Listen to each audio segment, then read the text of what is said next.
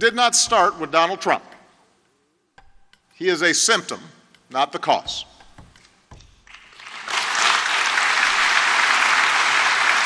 So when you hear how great the economy is doing right now, let's just remember when this recovery started.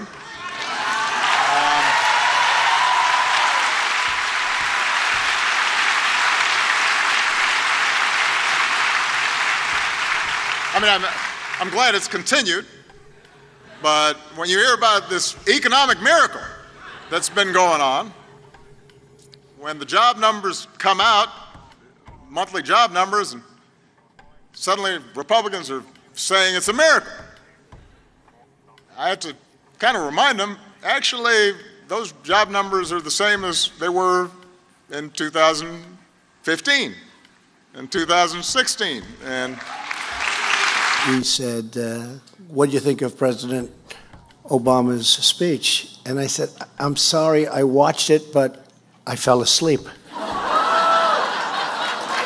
I found he's very good for sleeping. Barack Hussein Obama, the first president in U.S. history to not attain 3% GDP growth, even though he had 8 years to do it. A president who spent so much, he slowed any growth he was generating. The national debt grew from $11.5 trillion to $20 trillion under Obama, as did the misery index by 53%. Food stamp recipients rose by a staggering 42%. Ironically, gun manufacturing boomed under the UN gun-grabbing rhetoric of Barack Obama by 192%. People have been beaten down so long, and they feel so betrayed by government. So it's not surprising then that they get bitter and they cling to guns or religion or antipathy towards people who aren't like them, or a way to explain their frustrations. But we are all supposed to believe that the current roaring economy is due to Obama's economic recovery strategy, not President Trump's corporate tax cuts or the reopening of factories humming the tune Made in America again. Made in the USA, made in America, it's back.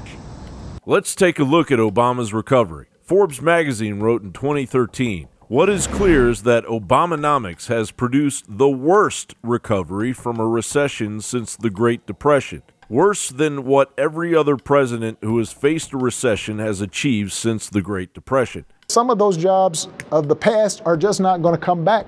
And as job numbers rose out of the Bush recession, with Obama and Trump seemingly neck and neck, the industries the two presidents have affected are very different. Quartz's comparison indicates while Trump is dominated in mining, metals, machinery, computers, and oil and gas extraction, Obama's jobs were in storage, travel, and two cyclical dying industries, department stores and Hollywood.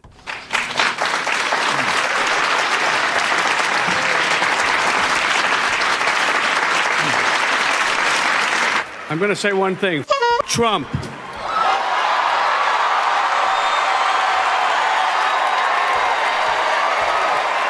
Not to mention that during the last election cycle, Obama said that none of Trump's predictions were possible. If Obama is truly responsible for 2018's economic growth, wouldn't he have predicted that growth when he had had the chance? When somebody says, like the person you just mentioned, who I'm not going to advertise for, that he's going to bring all these jobs back. Well, how exactly are you going to do that? What are you going to do? There's no answer to it. He just says, well, I'm going to negotiate a better deal. Well, how exactly are you going to negotiate that? What magic wand do you have? And usually the answer is he doesn't have an answer. The Democrats are thankfully chaining themselves to a flaming pile of bullshit that most Americans can smell a mile away. They'll warn that tyranny is always lurking just around the corner. Tyranny with a capital T. You should reject these voices. John Bound reporting.